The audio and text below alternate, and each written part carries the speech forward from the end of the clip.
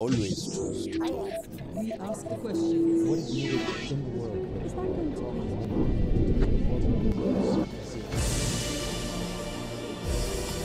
Poštovani gledaoci, gost emisije Recite Al Jazeeri je profesor Nader Hashemi, istaknuti profesor islamskih nauka i direktor Centra za muslimansko-kršćansko razumijevanje na Univerzitetu Georgetown u Washingtonu. Professor Hashemi, hello and welcome to the Al Jazeera Balkans, and thank you so much for taking time to speak to us. Now, let me start by asking you, how do you perceive the latest Israeli aggression on Gaza within the broader context of Israel's 16-year-long blockade of the tiny strip of land? Well, I think this is an attempt to once and for all solve the problem of Gaza for the state of Israel. It's pretty clear that the grand strategy that Israel is pursuing is to make the Gaza Strip unlivable for its population. So after the bombing campaign is over, there will be nothing for the Palestinians to return to. And their only option is to flee to somewhere safer, which means Egypt. This is very much the plan that Israel is openly stated. And unfortunately, the United States of America has been backing Israel in this very sinister plan that will sort of be interpreted by many Palestinians as the moral equivalent of a second Nakba, a second catastrophe that has faced the Palestinian people in the last 100 years. Well, do you see this as a part of Israel's broader plan to subjugate the Palestinians as a nation and to kill any will of the Palestinian people to live in their historical ancestral homeland? Yeah, Israel has never acknowledged the moral or political or legal right of the Palestinians to have their own state in historic Palestine. No Israeli government has acknowledged that principle, which is guaranteed under international law.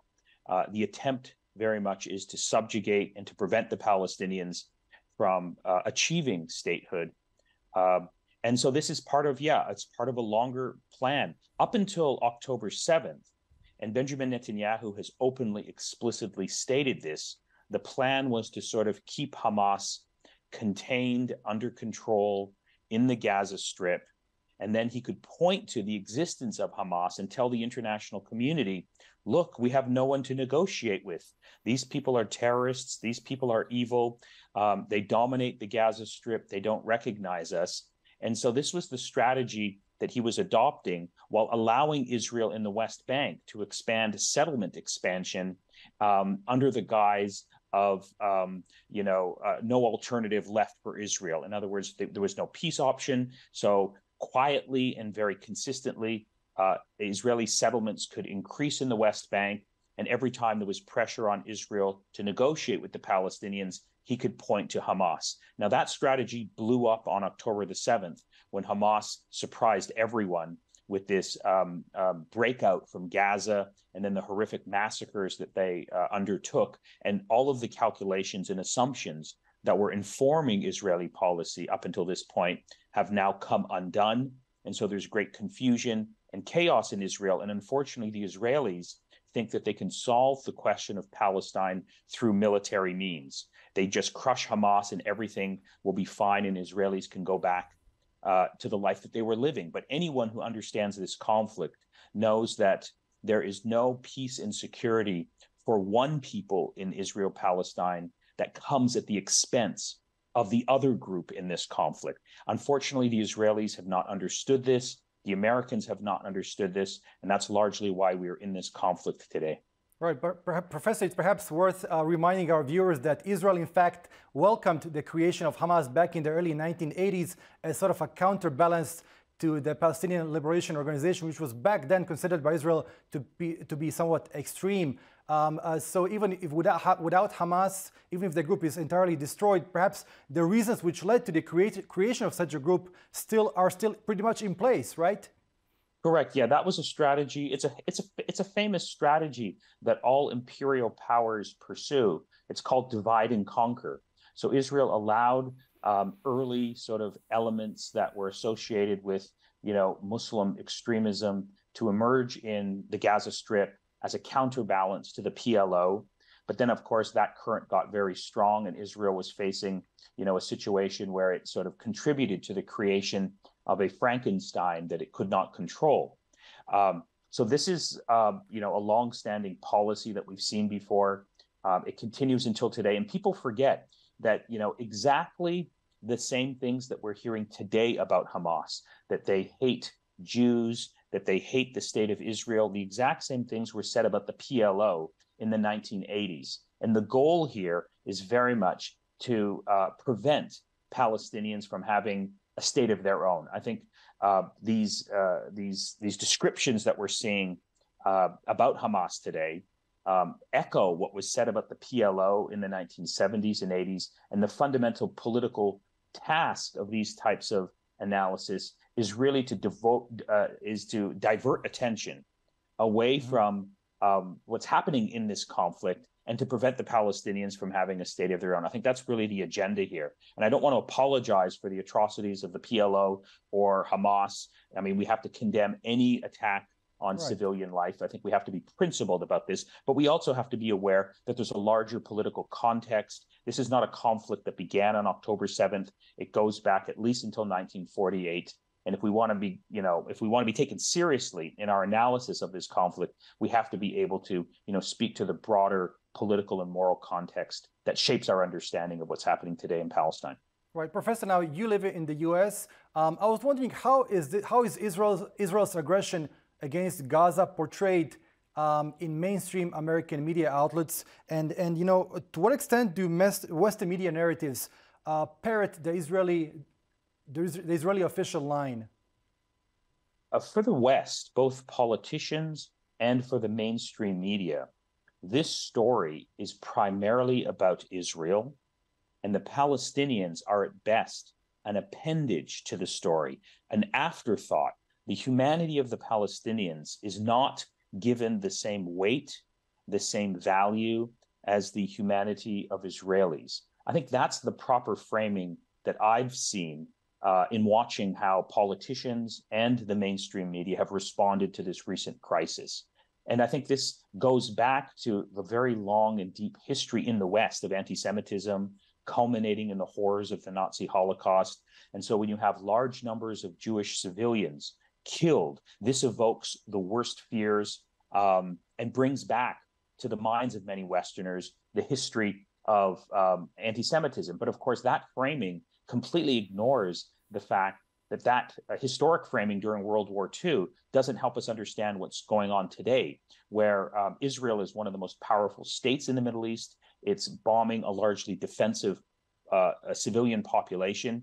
And the parallels of the Nazi Holocaust, while they might be emotionally appealing to some people, don't really apply to what's happening today in terms of the balance of power between the two sides. So I think that's largely the framing that I've seen. It's been very disappointing. And of course, Joe Biden and Antony Blinken and the American government have basically accepted this framework. And of course, this framework comes at the expense of the basic human rights and humanity of the Palestinian people. Right. Yet when Piers Morgan interviews Bassam Youssef, the interview reaches millions and millions of views on YouTube. So there's clearly a demand for another opinion, right, when it comes to the Palestinian-Israeli issue. Yeah, I mean, in that sense, it's good that we have social media, we have alternative sources of opinion, but we also have to be wary because social media can also present distorted interpretations of what's happening. It can further conspiracy theory. So it's good that there are alternative sources for information, but I really implore anyone who's serious about resolving this conflict in a just and humane way to be careful what sources they're using, what they're forwarding to their friends and retweeting. It's really important that we rely on accurate information. It's not to feed into conspiracy theory and distortions over what's happening in Israel-Palestine today. Now, Professor, considering the variable of regime legitimacy, how might the current wave of Israeli aggression against Gaza impact the political stability of various Arab states, bearing in mind how deeply the Palestinian issue resonates among the wider Arab population? Well, I think if this conflict continues, if Israel invades Gaza, if the 7,000 civilians that have been killed over the last roughly 3 weeks, if those numbers increase, this is going to have deep destabilizing effects throughout the region, because for most Arabs and Muslims, the suffering of the Palestinians is a core aspect of their identity. It reminds people of the historic injustices that were inflicted on the region by Western powers, and it reminds people of the ongoing relevance of colonialism and imperialism. I want to say that if there is destabilization in the neighboring regions of the Middle East because of this crisis, that will be a good thing, because the dictators and despots that are in power in the Middle East are part of the problem. None of these countries that have diplomatic relations with Israel, to my knowledge, have kicked out the Israeli ambassador.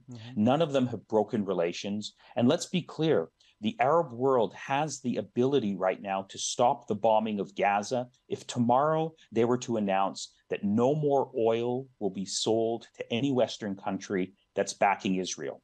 If there was an announcement like that, it would shake up this political equation. Joe Biden would not be able to continue down the path that he has chosen.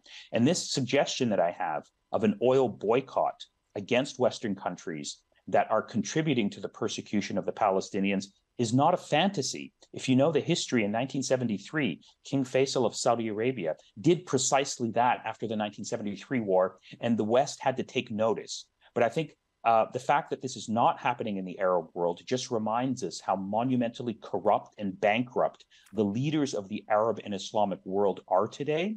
And that's why I deeply believe that there will be no liberation for the Palestinian people until there is democratization in the Arab and Islamic world. These two things are deeply linked, and what we're seeing right now is a reminder of that connection.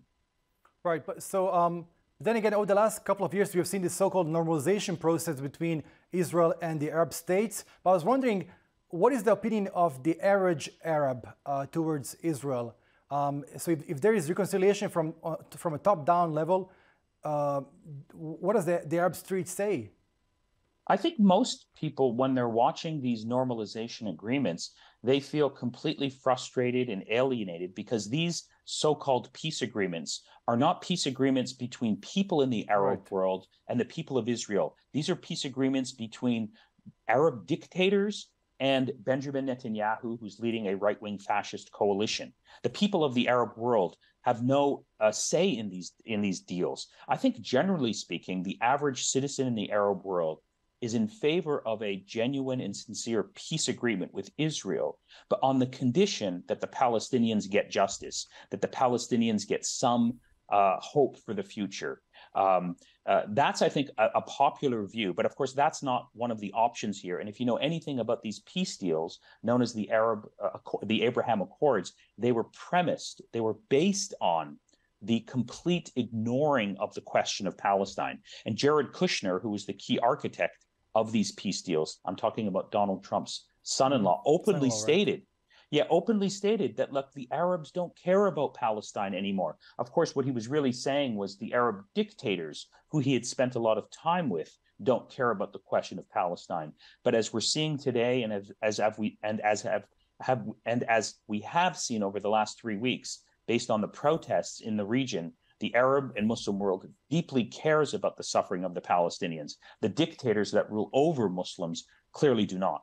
Right. But so, I mean, in what ways does the Palestinian cause act as a, release valve for dissent and outrage in some of these autocratic and authoritarian Arab countries? And how does this factor into the broader political dynamics of the region? I mean, if you look back over the last decades, has the Palestinian cause ever managed to create a legitimacy crisis in certain Arab countries to topple a leadership, an existing government or so?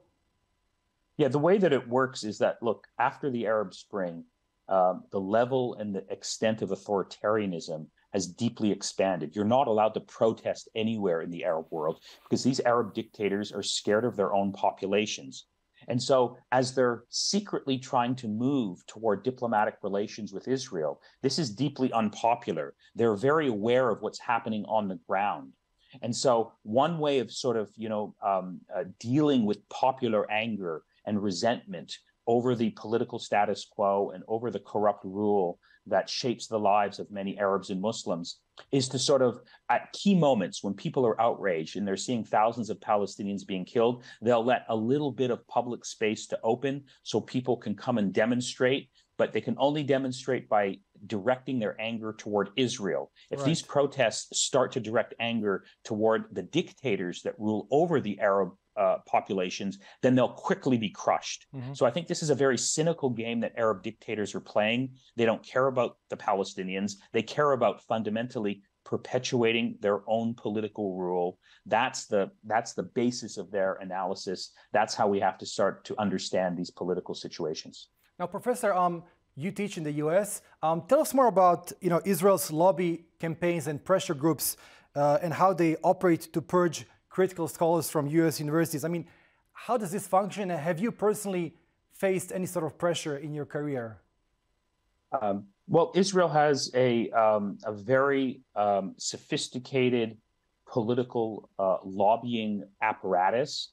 Scholars who study lobby groups say that the pro-Israel lobby, that's run by this organization called AIPAC, is one of the most sophisticated and powerful lobbies in the United States. The other one that is comparable is the gun lobby.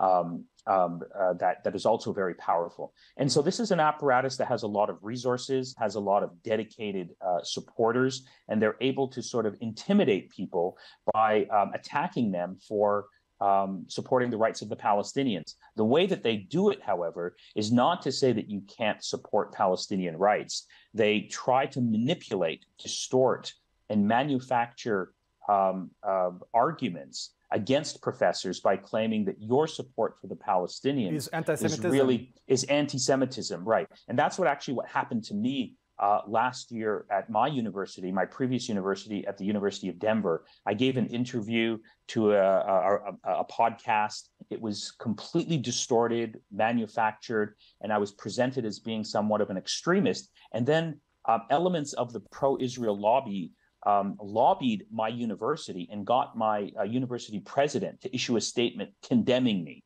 Of course, the irony of the charge that I was somehow engaged in anti-Semitism was exposed by the fact that as a university professor and director of the Center for Middle East Studies, I was one of the leaders on campus in pushing back against rising anti-Semitism. In my case, I had organized 6 separate events to try and raise awareness about the problem of rising anti-Semitism. So the charge really didn't stick because there was no basis to it. But nonetheless, these organizations have done this in the past. They've targeted me. They've targeted many other professors. And now, after this current uprising, I get a sense that there is an opportunity here that these right-wing Likudnik lobby groups, I mean, most of them are connected to the right wing of the Israeli spectrum, are seizing an opportunity here to try and shut down all independent debate, analysis, and organizing on behalf of the Palestinians by claiming that, look, these are all manifestations of support for anti-Semitism. We have to shut it down because our Jewish students feel uncomfortable. And unfortunately, some university professors, some university administrators are sympathetic to that claim. And so this is a big challenge. How do you both, support the rights of the Palestinians by not feeding into rising anti-Semitism, which is a problem, and I think we all have to speak out against it. But at the same time, we also have to make sure that as university professors, our freedom of expression, our academic freedom to teach and pursue our own research is not compromised by the lobbying efforts of private interest groups. That was exactly my next question. I mean, there are numerous Arab and Muslim professors teaching at various U.S. universities. I mean, does the work of these pro-Israeli groups, impact their intellectual independence, their academic work? Yeah, the way that it works is that, and this happened in my case, is that after you're attacked and after you're defamed and after lies are spread about you by these lobby groups that, align with the politics of Donald Trump and Benjamin Netanyahu, it tends to take up a lot of your time. It tends to sometimes shock professors. So the natural reaction is to engage in self-censorship, to not speak out in defense of the Palestinians, because the question that comes to your mind is, oh my God, look what happened last time I said something that was critical of the policies of the state of Israel. I had my life turned upside down. I had to spend a lot of time defending myself. Do I want to do that again? So the consequences... There is the exact point of these pressure groups. I think so. I mean, I don't have evidence that I could point to, but I think one of the natural consequences of being attacked and defamed is that it induces a sense of fear among people who don't want to be treated that way again, who say, look, I have my own research. Why should I sort of have to spend so much time defending my reputation against these attacks when I could be focusing my attention on my own research? And so the net result is that people are scared to speak out in defense of the Palestinians. And I think this is one of the, I think, very negative aspects of these assassination campaigns that are often launched by right-wing pro-Israel pressure groups on universities. It's precisely to silence critical debate on the Israel-Palestine conflict, and it's really an attempt to silence any defense of the human rights and national rights of the Palestinian people. Right. And finally, I mean, somewhat related to this, I mean, there have been attempts by various scholars in academics to understand Zionism as a settler colonial project, which has, you know, for more than a century subjected Palestine and the Palestinians to, you know, dispossession, destruction and appropriation, and generally their erasure in pursuit of a new Jewish Israeli society. How successful has this been in the West? I don't think it's been very successful. I mean, I think in the early years of the post-World War II period, there was a lot of support for, I think, the Israeli narrative and the Israeli story that was happening against the backdrop of the Nazi Holocaust. But over the years, in universities, I think most universities and most academics who have to be judged by their peers in terms of the scholarship that they produce are now of the view that what Israel has done to the Palestinians does fit within the framework of colonial settler expansion and the abuse of indigenous populations. I think that view is very popular. It still gets attacked, but I don't think that view is, unknown. It was unknown, or it was very difficult to say these things, perhaps in the 1960s and the 1970s. But there's so much public information, so much knowledge about what Israel has done, reported by independent human rights groups and by independent scholars, and also by independent Israeli scholars and historians,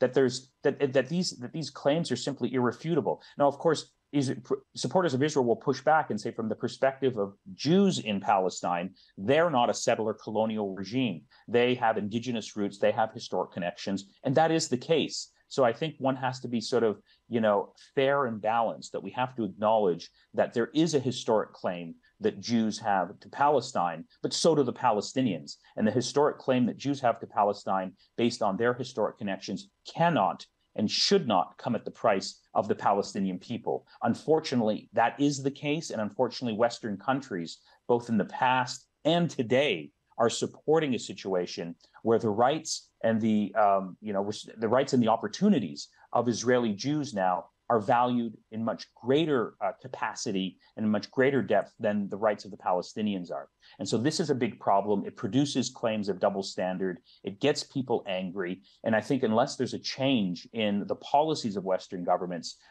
they're going to come under attack and criticism for sort of denigrating and denigrating the rights of the Palestinians. I think that's really how it sort of manifests itself. And it's a big challenge for those of us who are deeply concerned about a just resolution of this conflict. We want this conflict to end, but it can't end if only one side has a state, if only one side has security, if only one side has self-determination. That's not a recipe for peace. That's a recipe for further conflict. Right. Professor Nader Hashemi, it was such a pleasure speaking to you. Thank you so much once again for your time. Thank you.